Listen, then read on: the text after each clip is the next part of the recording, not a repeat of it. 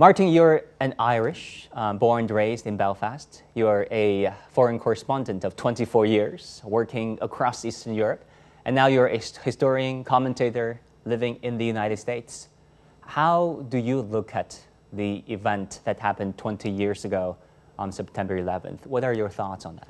With grief and anger and bewilderment, I felt, first of all, that the Bush administration was initially culpable because there were many warnings that the attack was coming. And they quite simply, the documentation is very clear. They ignored the warnings. They were in a state of great incompetence and complacency, and thousands of innocent people died as a result.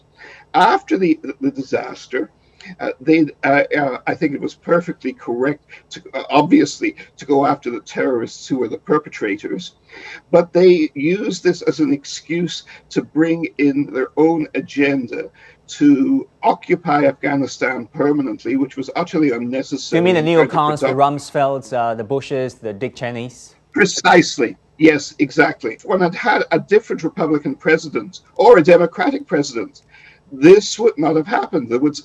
In fact, one needs to remember that it was never a priority for the Bush administration to hunt down and either kill Osama bin Laden or bring him to justice. The interagency task force to do this was disbanded under Bush. It was only when President Barack Obama took office that he revived an interagency task force, and they were highly successful, of course, in eventually hunting down and killing Osama bin Laden. But this was done by President Obama. It was not done by President Bush. For Bush and Rumsfeld and Cheney and their people, the priority was always to use the atrocity of 9/11 as an excuse for expansionist policies in Central Asia and in the Middle East. How would you describe George Bush's interventionism? You know, he was so set on invading Iraq and Afghanistan, and now the US troops are totally out of Afghanistan, and the Taliban is back in power. You're absolutely right. By any rational historical and political standards, the occupation of Afghanistan was a total failure. The United States tried to remake Afghanistan in its own image.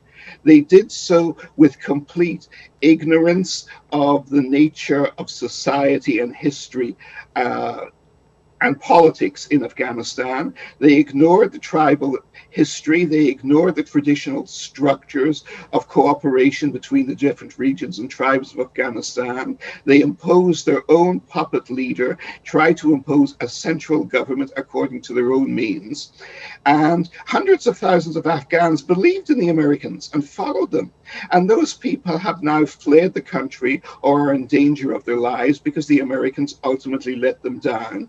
Because U.S. permanent occupation of Afghanistan was a strategic absurdity and an impossibility. India has never tried to occupy Afghanistan. China has never tried to occupy Afghanistan.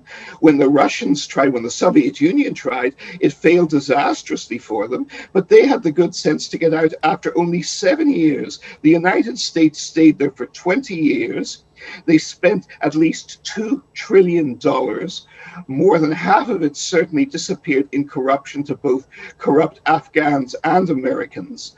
And they destroyed the credibility of their own machine. They fed the credibility of the Taliban while trying to oppose it. What do you think Afghanistan will mean for U.S. foreign policy going forward? Do you think Afghanistan will be the end or put a pause on U.S. interventionism? Because if we look at history, the U.S. foreign policy making has been acting like a pendulum, swinging between isolationism when its citizens are sick and tired of wars, and interventionism when the conservatives and some liberals think they need to impose their values and beliefs onto other societies.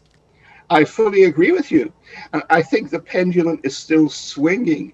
I would like to see a period of stability where the United States does not retreat into isolationism. And I think there are some hopeful signs that President Biden and Secretary of State Blinken recognize this.